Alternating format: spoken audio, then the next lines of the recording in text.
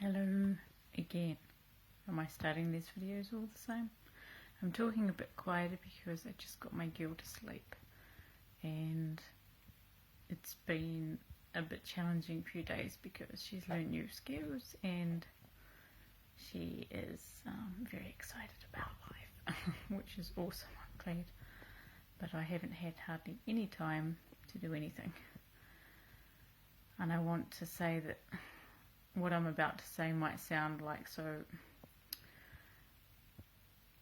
glorious and wonderful, and I feel all great about it, but the truth is it's difficult, and I feel human and tired and fatigued and all the things you feel as a human being. However, you do things for the love of God, and that's the quote from Brother Lawrence. It's not necessary to have great things to do. I turn my little omelette in the pan for the love of God. I turn my baby over to change her nappy. I turn her food over in the pot. I do many, many little things here for her. And I want to share an experience I had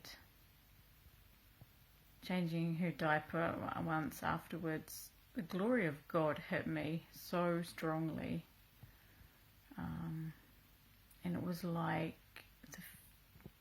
the fierceness of God, like the lion came and breathed in my face, and it was like really intense. I almost went backwards onto my floor because I've been wanting to, whatever I do in terms of taking care of my child, is to do it for him.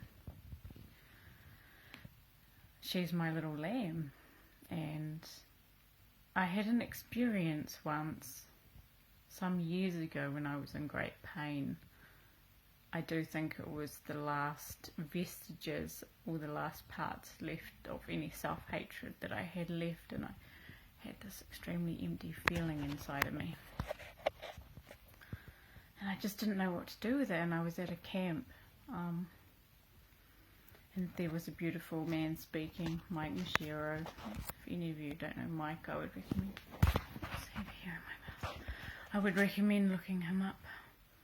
And I went outside to the bathroom, and then suddenly, from out of this horrible feeling that I had, God asked me this question. I saw a vision of a lamb, a white little lamb, bouncing through this green field, and the lamb was so happy and innocent and beautiful.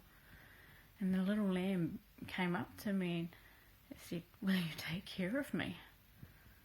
And I knew it was Jesus Christ talking to me, like he came as the lamb. And I didn't even cry. I howled from the depths of my being, this pain of, I said, yeah, I knew what a cost it would be to say yes, and how glorious it is to, I can't even put into words what it feels like to be asked by the creator of the universe to be taken care of. But that's exactly what God asks of us. Jesus said, foxes have holes in the ground and birds have nests in the air, but the Son of Man has no place to lay his head. And I have always said, Jesus, come and lay your head on me.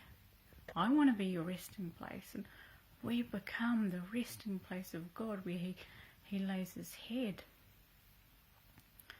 And the lamb, the most innocent, vulnerable creature, comes to us and wants to be taken care of, but it's actually God himself.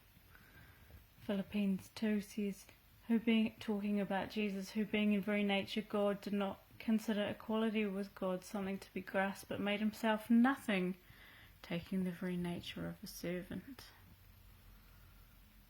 In everything we do,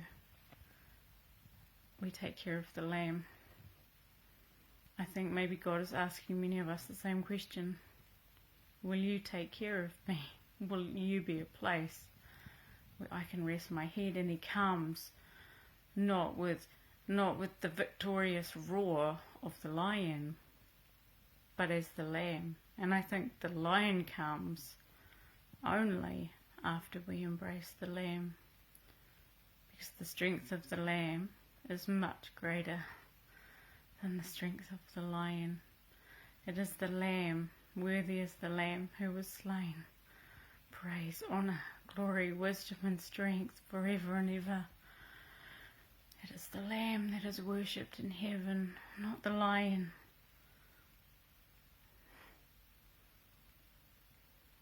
We're going to talk more about the lamb tomorrow.